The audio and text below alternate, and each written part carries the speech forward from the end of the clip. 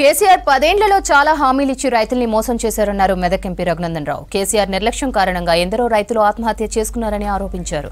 చనిపోయిన రైతు కుటుంబాలను కూడా పరామర్శించలేదన్నారు. భూసార పరీక్షలు కూడా చేయలేదన్నారు. అప్పుడు బీఆర్ఎస్, ఇప్పుడు కాంగ్రెస్ అదే విధానాన్ని అవలంబిస్తుందన్నారు రఘునందన్. పంట నష్టపోతే ఆదుకునేందుకు ఫసల్ బీమాను కేంద్రం తీసుకొస్తే కేసీఆర్ అమలు చేయలేదన్నారు. ఇందిరా పార్క్ దగ్గర బీజేపీ చేపట్టిన రైతు దీక్షలో పాల్గొన్నారు రఘునందన్ రావు. కాంగ్రెస్, బీఆర్ఎస్ విధానాలపై మండిపడ్డారు. ఏ రకమైనటువంటి తప్పుల్ని చేసిందో ఈ రోజు అధికారంలోకి వచ్చిన కాంగ్రెస్ పార్టీ కూడా అదే తప్పుల్ని కొనసాగిస్తా ఉంది.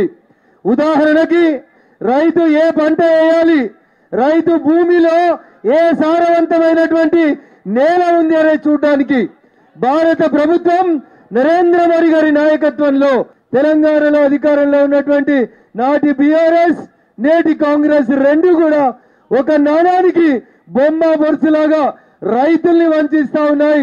పేరుకు రైతుల పేరు చెప్తా ఉన్నాయి తప్ప ఎక్కడ కూడా రైతన్నలకి న్యాయం జరుగుతలేదు.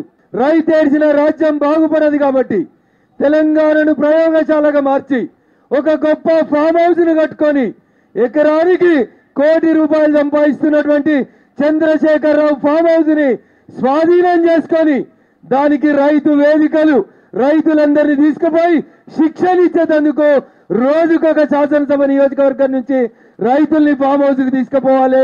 ఆ ఫామ్ హౌస్ ని జాతికి అంకితం చేస్తావా, తెలంగాణకు అంకితం చేస్తావా, ఒక్కసారి కాంగ్రెస్ ప్రభుత్వం ఆలోచించాలి.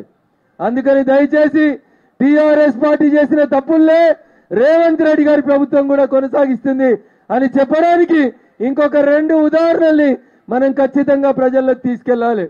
చంద్రశేఖరరావు గారి ప్రభుత్వం చెప్పింది ప్రతి నియోజకవర్గంలో ఒక నియోజకవర్గాన్ని సెలెక్ట్ చేస్తే 1,00,000 ఎకరాలకి నీళ్లు ఇస్తామని కాళేశ్వరం అనేటువంటి ఒక ప్రాజెక్టు పేరు చెప్పి 1,00,000 కోట్లు నాటి ప్రభుత్వం ఖర్చు